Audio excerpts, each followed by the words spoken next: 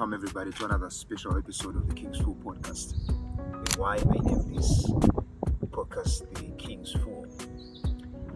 I have quite a number of reasons for doing that. Maybe first of all, it's just for symbolic depth, because I don't intend to define fool in the dictionary sense, but in a parliamentary sense, in the sense that this fool is a questioning fool. He dares.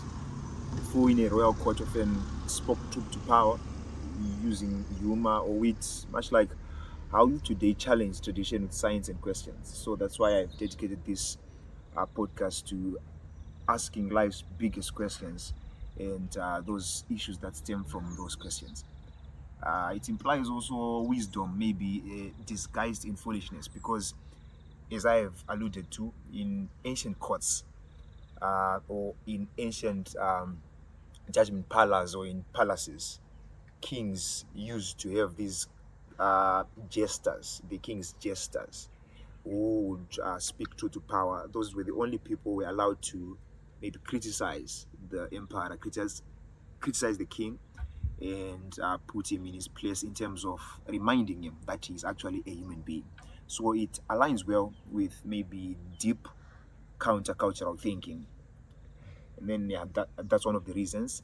The other reason why I chose it to be called the King's Four podcast is a show where I intend to have maybe some biblical and philosophical echoes of the current events that are happening in the world, especially mainly focusing to the African way of thinking or the modern way of African thinking.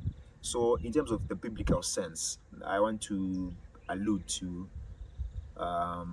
something that resonates with what Paul says about the idea of being a fool for Christ, quoting First Corinthians chapter 4, verse 10. So it ties into religious themes in that the messages of the intellectuals, or the messages that normally bring universal change in the world, are normally regarded as foolish on the outset. But when you dig deeper into them, you find the wisdom of the ages hidden in those foolish gestures.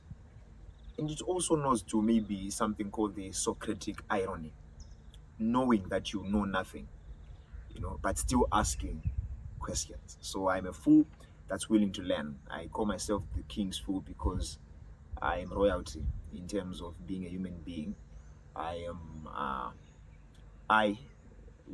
together with all my young friends and all my colleagues and all my parents and all my elders and leaders and everyone who's called a human being, has been endowed by some intrinsic value. But that value is not made to be an illusion, to think that we know everything. Just because we are of infinite value does not entail that our opinions and ideas are also infinite or absolute. So I call myself the fool because I know nothing, but still I want to ask questions. So the guests that you see in the show and the guests that you will suggest to be on the show will be those people who will be teaching me more stuff together with you. And you are free to ask questions in the comments and everything. And we move like that. The other reason why I chose my show to be called the King's Fool podcast is maybe its distinctiveness. It's easy to say and it's easy to allude to. You can say it in a formal sense in terms of royal courts. You can say it in a comic sense in terms of being a fool, because those were jesters, like I have talked about earlier. So I think it carries some sort of a mysterious edge that invites curiosity. You're curious what this fool has to talk about. You take, for example, Leah's fool, and you also take, for example, the parable of the madman that Friedrich Nietzsche once talked about, in terms of him going with a lantern in the city and looking for God. So it sort of invites humor and curiosity and maybe some little bit of futility, if you please. And this is one of the things that have inspired me to start this thing, so that I could invite as many young minds as possible, and even the adults, because we are a legacy in motion. As we grow up and read books and invite policies into our lives, we tend to create a certain definitive future. And because we're asking these questions, it entails that we are interested in our future and in the future of those who will come after us. And it also offers a strong theme in terms of what is now happening. I realize that most people have written books and most people have started podcasts and most people have come up with big ideas and big opinions about what they think about and what they think can change the world. But the strong visual theme that comes with this show is that you get to have a wide array of minds that think differently but want to achieve the same goal. That is what I think about the King's Who podcast. If you have any more questions about this name, or maybe you have suggestions that could help on the guests and everything else, yeah, you could put in the comments and tell me who you want to see next on the podcast. And your favorite subjects to discuss is a free platform. Say your mind, your dangerous ideas, those ideas that you think can change the world. Those are things that we're looking for.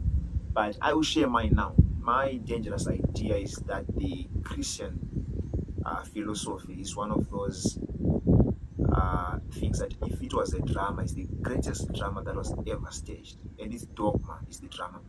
But unfortunately, it has faced a bad press, a bad representation from professional Christians who do not act the way Christ acts. But I think that if this idea is implemented to its full potential and it's realized materially and it's incarnated in all those who profess to be Christians, the world could be changed to be a better place. And that is what Jesus Christ himself was intending to do, to revolutionize the world, to be a world of love. And he invites everybody to be like that. So we can dive into social themes, political themes, educational themes, even economics. Those are the things that have to do with our well-being. And I think Jesus has addressed all those things. And the reason why I think he has addressed all those things, although indirectly, is because he has dealt with the root issue of mankind. He has solved the problem of mankind, and that is of selfishness, by teaching a message of love. This is the purpose of my show. See you on the next episode.